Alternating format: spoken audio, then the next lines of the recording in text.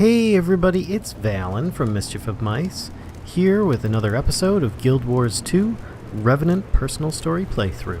When last we left off, we had discovered that there was a legendary weapon that we needed to find. That's where we're going to be heading off. But before we do, I should show off that I actually ended up changing the armor up a little bit. The character that I currently have, let me go back here, is currently wearing the Priory armor. I did retexture it a bit, and I changed out the shoulder pads. If you want to see what they look like here, switch those, preview that. And you can actually see that those kind of stand off a bit, but I kind of liked this, I don't know, space cadet, rocket girl kind of look here. It ended up looking pretty slick. So, but it's all Priory armor except for the shoulder pads, which I switched out as I just showed you. And yeah, I just thought that would be nice. I switched back from the swords. They actually weren't quite as quick as I was hoping they would be for those, but they were definitely a lot of fun to play with. So right now I am using the hammer and the mace and axe combos. I will also be switching up to a new stance today. So we're going to be going with Shiro. Now, his abilities are all changed on the utility tab here. The healing skill is essentially really cool to see. You see here it's got these little like jade daggers appear around me, and as I attack they will start siphoning healing and causing damage to the targets. So I actually won't heal unless I'm attacking. It encourages you to continue doing damage rather than trying to evade too much, because you actually won't be healing during that time. I found that to be really interesting because it encourages you to continue attacking instead of running away. Then you've got Riposting Shadows. Evade back quickly through the mists, removing debilitating conditions. Now I'm actually going to do this while I'm facing a direction that I won't fall off this bridge, but you can see it just kind of shoots me back quite a bit. It's a good withdrawal method in case I'm getting swarmed by enemies so that I can re-engage. Especially good if you combine it with some of these other abilities that then reach back out forward in front of you. Then we've got Phased Traversal, which step through the mist to your target. Your next few attacks can't be blocked. And I think I have to have a target, yep, for this one, which I don't, though there is a couple of ravens over there that I could probably end up working with. Let's aim at this raven here, and we will try doing that. And you can see I just teleport right to it and start attacking. So that's really cool. Unblockable for the next few attacks. Really nice, good range on it as well, 1200. So you know, you can actually get to your target most of the time instead of the previous ones with the sword where I would be a little bit short. I was a bit disappointed with that. Then you've got Impossible Odds. I remember fighting Shiro in the first Guild Wars with this ability. Oh, it was so annoying because he would heal back up incredibly fast, but in this case it's, of course, more catered towards a player and not Shiro. But in this one, you empower yourself with Shiro's speed and quickness to quickly take out enemies. So you get quickness, which means that your skills and actions are faster. So you're going to attack faster, your skills are going to recharge faster, everything, for about a 1.25 seconds, which that's not that much time-wise, but it's enough to change the tide of battle and it increases your damage per second as well. On top of that, your movement speed is greatly increased, and it's an ongoing thing. So you see, it's still going, and I've still got my quickness refreshing, so it will constantly keep going until I run out of my stance energy here. So that's really cool. I do like it a lot. It actually makes me go a little bit faster because of the super speed as well. Now I currently have runes on me that help me to go 25% faster. I'm just using some Traveler runes to help with this playthrough so you guys aren't watching me run around all the time. But that will increase above that up to a maximum of 33%. Really nice. Really nice. I find that to be a very helpful skill, and when you just need to do a lot of hits on something really quick, popping this will help, especially if it's some kind of like a structure, like some kind of a tree or a turret or something that you're trying to destroy and not all your skills will work. You turn this thing on and you can end up taking it down much quicker. And then of course the elite skill, call upon the Jade Wind to turn nearby enemies into jade, stunning them for a short duration. And that short duration is actually 3 seconds. It doesn't seem like a lot, but that is tremendous. holding somebody out of a battle for 3 seconds, and you're not knocking them away from you, you're just freezing them in place, and that's up to 5 targets. That's actually really, really strong.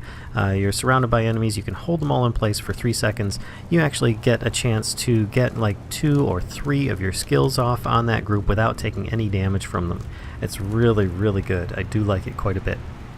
Now my keyboard setup is actually very poor in my opinion, so I have difficulty in reaching those other skills. I will hopefully over time be able to develop a better tactic of employing my utility skills, because I've always, as it is, only been able to do those on rare occasions. I know there are more experienced people that are able to do that, but I have not developed my own strategy yet. I'm still working on it. So, enough about the updates and changes with Hawk Girl here, but we are going to head on over to the Bad Blood meetup area and try and find the Sanguinary Blade. And let's get to it.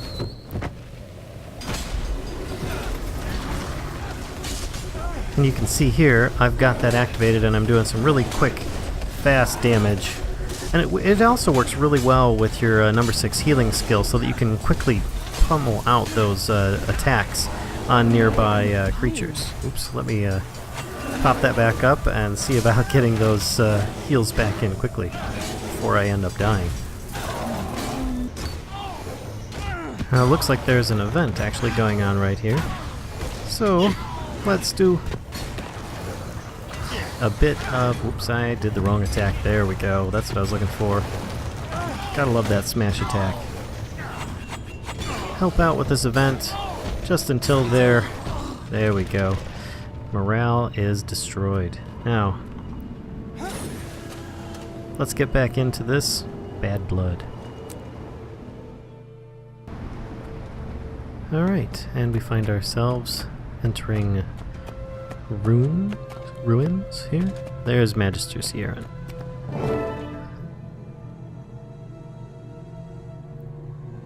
Look at this place. It must be tremendously old. Centuries even. Older than that. The Dwarven civilization lasted for more than 2,000 years, and this might be one of their first structures. It's so sad that the dwarves all turned to stone and went to fight the dragons. Sad, but brave. The dredge brought the sword here to find a way to destroy it. We'd better hurry before they succeed. You're absolutely right. First, we have to cross that windy bridge. I can use my magic to fly, but you'll have to foot it. Those flags and the torches flutter when the wind rises, so watch them carefully. Use the walls for cover. Keep your footing, go as fast as you can, and don't worry, it'll be cherry. It'll be cherry? Okay. She gets to fly, huh? Oh, so cheap. Very cheaty. Alright, so watching the flags. And use the walls for cover. That wind is fierce. And there's the wind. And then it's dead again. Alright, not too bad. It's like a Legend of Zelda type adventure here. And we seem to have made it alright. Why would anyone want to live underground? If you ask me, both dwarves and Asura have some serious issues. I know these symbols from my prior training. This is the tomb of Dagnar's Stonepate of the Stone Summit Dwarves. Dagnar killed a human prince named Rurik, destroying the peace between the kingdoms of Kryta and Ascalon. That apparition must be the ghost of Dagnar's Drake Mount. I don't think it's noticed us. Ignore it and find a way to get up to that ledge. You never learned that trick. Huh. Well, looks like you'll have to climb. Yeah. I think I see a path to the top. I'll mark it for you. Follow the trail of sparks. Spark trail? Okay. Fair enough. Well, let's see what we can do. I don't think anybody learned that ability, Magister Sierra, by the way. Except you. I call hacks. So I still don't really see... Oh, there's the sparks. They're very, very faint. And... Okay. Ooh, that was close.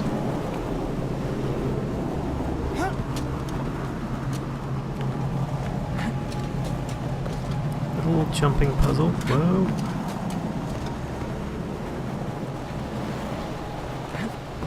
Not too bad. You did great! I knew you could do it! Thanks. Actually, I'm rather impressed myself. I'm typically very poor at the jumping puzzles. So, now to search for the sanguinary Whoever blade. that Norn was, his friends took out this dredge. They took the sword, too.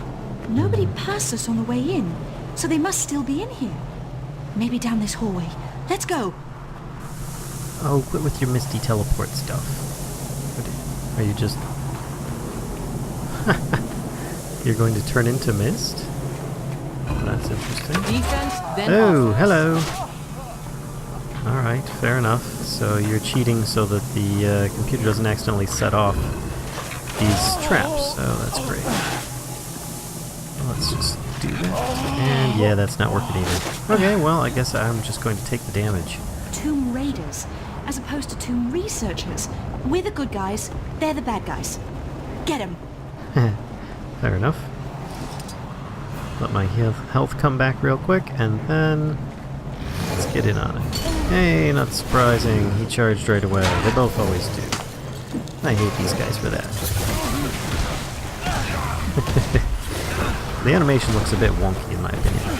Ooh, take that. That's how I do it. There we go. Let's continue on, Magister. I thought I did defeat the Tomb Raiders, unless there are more. Intruders, protect the dragon's blood sword. Feel the cut of this sacred blade, brother. May Jormag's strength fill you. Destroy them. I will escape with the blade. I feel incredible strength coursing through my veins. I bet you do. Praise Jormag. Alright, Might makes me right.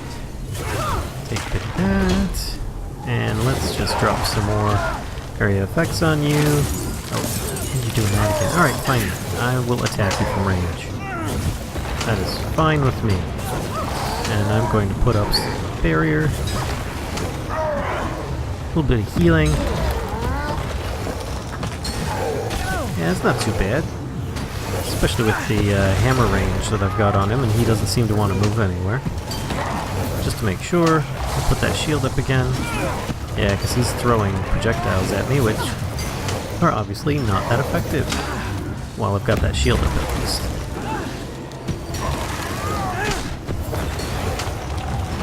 And there we go. Stieg Frostbeard. I've heard of him. He's a son of Svanir. They're dragon cultists, and Stieg is a mean one. If he's got the sword, it'll be nothing but trouble. Did you see what happened when the blade cut his friend? It turned that Norn into a monster. I saw. That looked like dragon corruption to me. I guess the sanguinary blade really is made of dragon's blood. Gix was right. That's bad news for us, too. That sword will corrupt anyone that holds onto it for too long. Before we retrieve it for the Derman Priory, we'd better find a way to protect ourselves from the corruption. What about the sword's original scabbard? The dwarves must have made it strong enough to contain the blade. True. But how do we find that scabbard? It might be easier to create something of our own, using Priory knowledge. Give it a rumble in your brain, and let me know when you've made a choice. A rumble in my brain. The nick from that sword turned Havram into a monster. Clearly, even if we get the sword, we can't just carry it around like a tree branch. Well, personally, I was thinking we could just put it in a sack, but what kind of artifact could do that, Sierra? What do we do now? Let's... actually, a sword made from the blood of Jormag, the ice dragon. Seems that's even more dangerous than we thought. We have to contain it. What can we do? And then we choose either to find a sheath or create one ourselves. I'm going to go with my suggestion, or the dwarves must have made a sheath for the sword. Alright, and I'll take this and move on to find the stone sheath, and then meet Sierra at the False Lake. Well, let's get on out of here and meet her over there.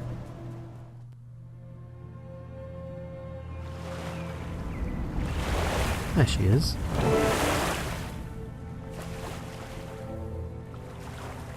Isn't it amazing? Hundreds of years ago, this was a proud stone summit fortress. They were a group of xenophobic dwarves. Cruel, brutal, and unyielding. They're the ones that enslaved the dredge. Well, mostly. Now look at it. Everything it stood for, both good and bad, has been washed away by time. I'm continually amazed at Tyria's resilience. The stone summit kept their most valued artifacts here. The Priory retrieved quite a bit, until those nasty pirates moved into the area. You think the scabbard's still down there? I'm sure of it, novice. The question is, how do we convince the pirates to let us poke around? Buy them some beer? Oh! Convince them we're just shrubs! I like the idea of convincing them, but I think we should use our convincing weapons. Come on. I can't agree more. What could possibly go wrong? I defy those pirates to stop us. You hear me? Defy! I really like her enthusiasm. But I don't really pull off a very good shrub, where she might, being Sylvari. I think I'd be better off pulling off a harpy or an armored hawk. Maybe even a griffin. But either way, I think convincing them with our weapons is a much better choice. Here we are. Ooh, he evaded. Nice. And then gave me torment. Oh wow, unexpected.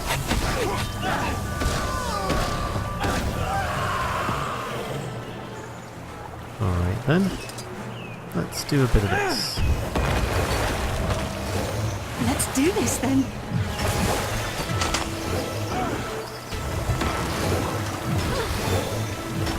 And smash.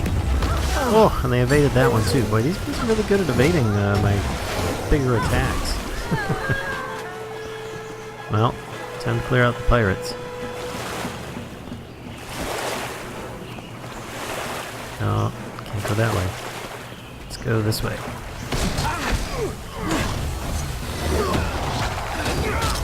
And do my own little dodge.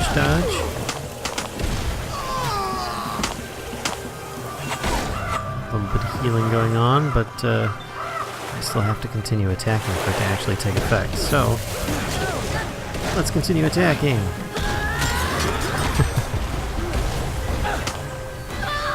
Down.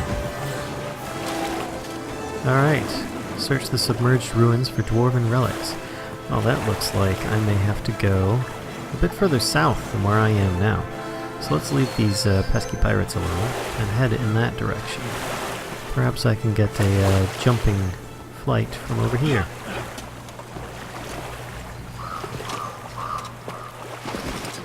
Oh, but I forgot. I don't get flight while I'm in an instance. That's alright. I can just swim over there. And we can see some of the Revenant's underwater skills, which are actually tremendously strong. For instance, see my number 2 skill? There it is. I can just constantly keep using it. It's ridiculous. So, let's move on in here. I see lots of mines. I don't like this. Wow. They're small and closer than I think. Well, we'll just have to pop up and take them out. And of course I get attacked right away. Come on. Let me go down here. Take these guys out. So my number 3 ability is actually move off here. My number 3 ability. Now these are is to throw out a poison ball. And it does a decent amount of damage. I will throw another one out here so you can see it. And anybody hit by that gets poisoned. And then number 4, I believe, is a burning ability. Anybody I shoot out there. Oh wow. Oh, that's just that. There's a pirate up there. And he's obstructed because he's above water. So we'll just kind of jump up. Jump back down, and then we will set them alight underwater, of course. Ooh, and I forgot. If I hit number 4 again, I draw myself towards them.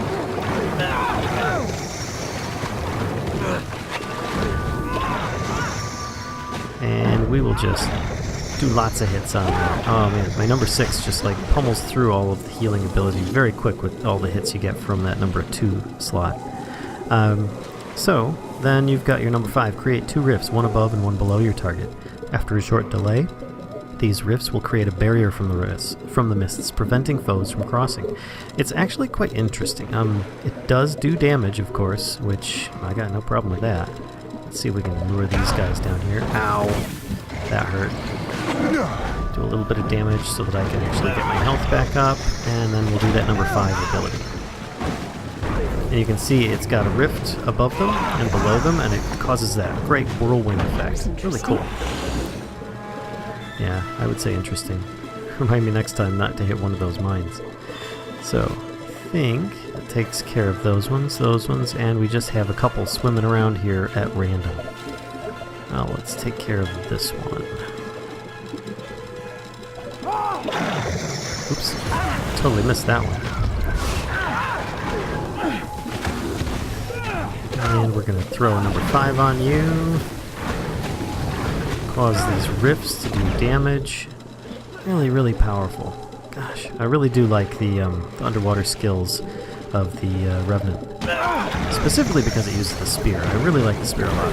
I wish that it was actually a land weapon as well. But, beggars can't be choosers. Nothing can bring me down. Looks like there's still a few more. We're going to have to actually search around to try and find the artifacts. Fair enough. Instead of these guys here. Poof. Where are you going? Nowhere. Boy, these pirates just keep on coming. I guess I'm going to have to start doing some searching instead of all this fighting.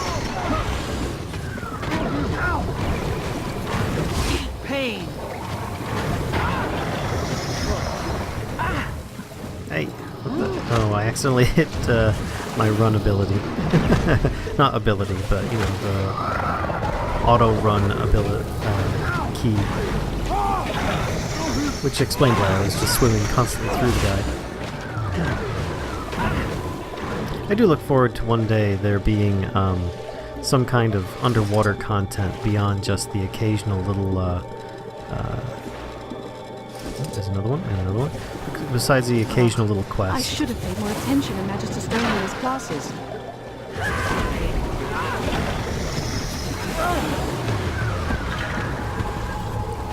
Yeah, get back here.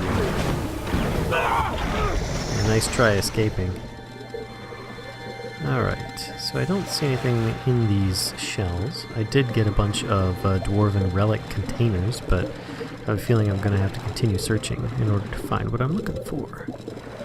So, regrettably, one of the things about the Revenant is that there isn't a faster movement option underwater, which often there is, but I believe they also only get the spear. So you could actually switch your spear out with another spear, but that would be about the extent of it. Oh, I swam right out of that area. Let's go all the way to the south edge and see if I can find anything there. Well, there's more mines, but there's also dwarven relics. There's 1, and 2, and 3. Pick up the stone scabbard.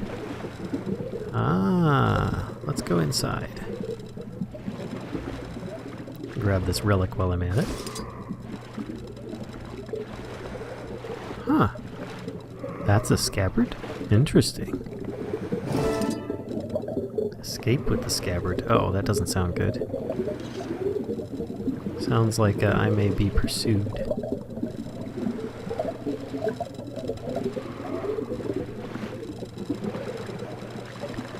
Seems as though nobody really cares that I grabbed it or that it was underwater. That's alright with me. We'll just see about going up to the surface and cutting our way past the pirates over here. And here we are back on shore.